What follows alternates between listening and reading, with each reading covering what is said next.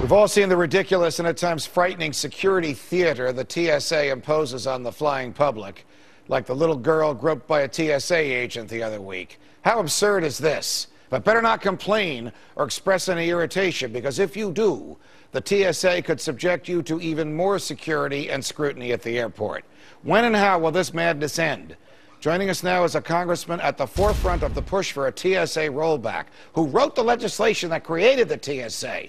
Florida Republican Congressman John Mica. Congressman Mica, it's a pleasure to have you here. Did you ever think that the TSA would get to this, like what we just saw last week, putting the hands inside the undergarments of a 6-year-old, or threatening with more scrutiny those who've had enough waiting on these long lines to be groped or have pornographic pictures of themselves taken?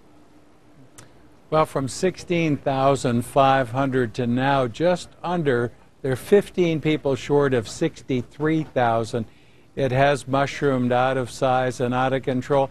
And it just is not a thinking agency when they're spending those resources on little girls, veterans, grandmothers, and others who don't pose a risk.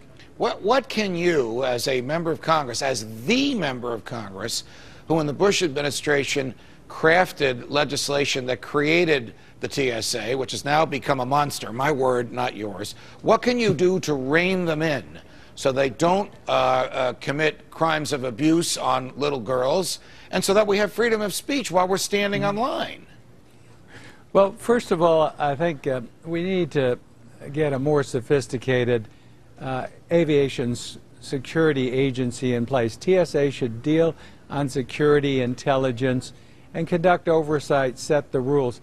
The United States is going to be one of the few countries in the world where we don't have private or contract screening. Get them out of the screening business. We're going to be one of the few. The only ones left are Romania, Bulgaria, and Poland, and the United States have this model of screening. Well, they need to concentrate on security, not on theater. Your original legislation, as I recall it, Congressman, and you told us this on this show a few months ago, that authorized the airport, the owner or operator of the airport, to opt out of the TSA and bring in private screening people who would show more respect for the individuals they are screening and who could be sued, since it's so difficult to sue the government, as you know, when people were abused. Is that still the case, and is it happening anywhere?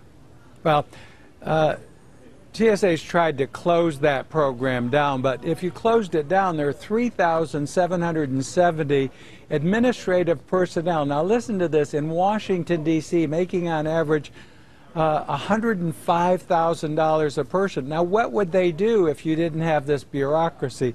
But what they should be doing in Washington and other agencies is dealing with security, focusing on a small group of people. Right. And targeting those who pose a risk. I got to tell you this, if the Congress doesn't do anything, the state legislatures will. In my home state of New Jersey, some state senators have introduced legislation that give you utter freedom of speech online and do not let the TSA touch you in a manner that would be a sexual assault. I wonder what would happen then when TSA agents get arrested by local police for violating local law. What do you think? Well, the whole pat-down, I had it tested in January, and the failure rate is classified. I can't talk about it, but it's off the charts, and it's another part of the TSA expensive theater. Got that it. and some of the other programs. Got it. Congressman John Mica, it's a pleasure. Thank you for joining us.